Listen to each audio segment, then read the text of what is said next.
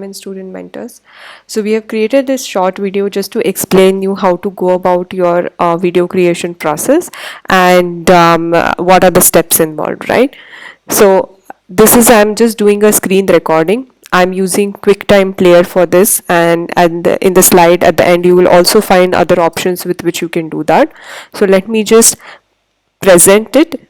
This is how you have to just present your slide and talk and explain as you go through. So what you see over here is basically an idea to give you how to create a content. As you see, this is how your current syllabus looks like, right? There are multiple recordings that need to go through. This is what essentially you are trying to create. So basically, this is an example here.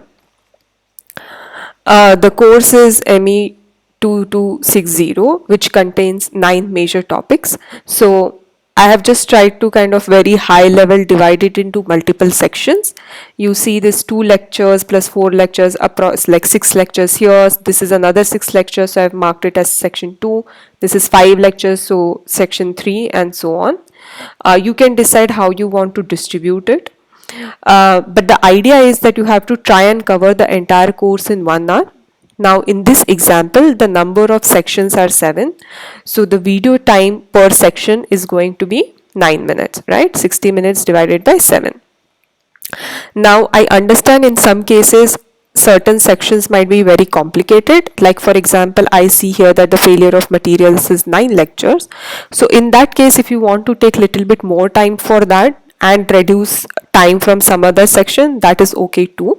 So you can do a slight up and down in the number of minutes, but try and make sure that the overall summary is around 1 hour. Now getting into how do you create slides for the PPT, right?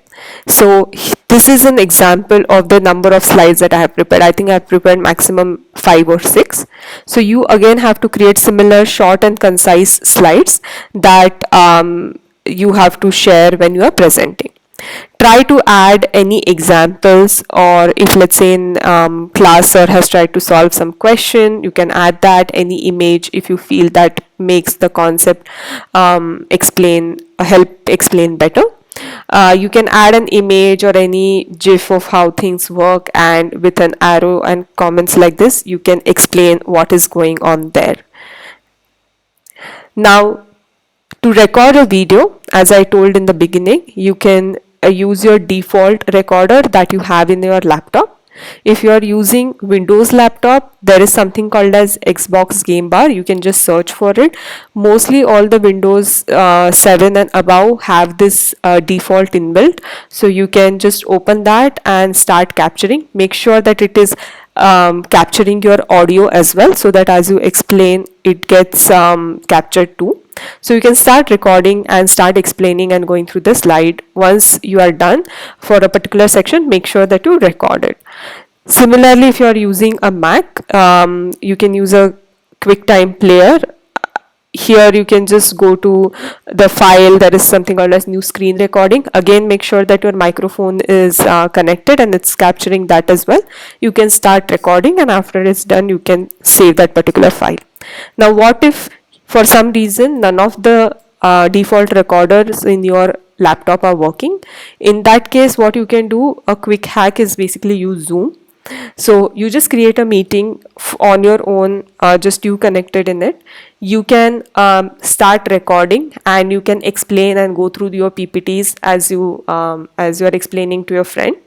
Once you are done with a particular section and you feel that this can be now recorded, you just end the meeting. Only when you end the meeting in Zoom is basically when the recording happens. So it will show you a recorded video. Make sure that you save that video after the meeting is ended. Also, you can use Google Meet or any other software to record the summary. Now, getting into creating summary part, I understand that you guys have NSEMs coming up, and you should be spending maximum time in doing preparation and very less time on the internship. So to make sure you can do that, just continue to study for your NSEM the way you would normally do.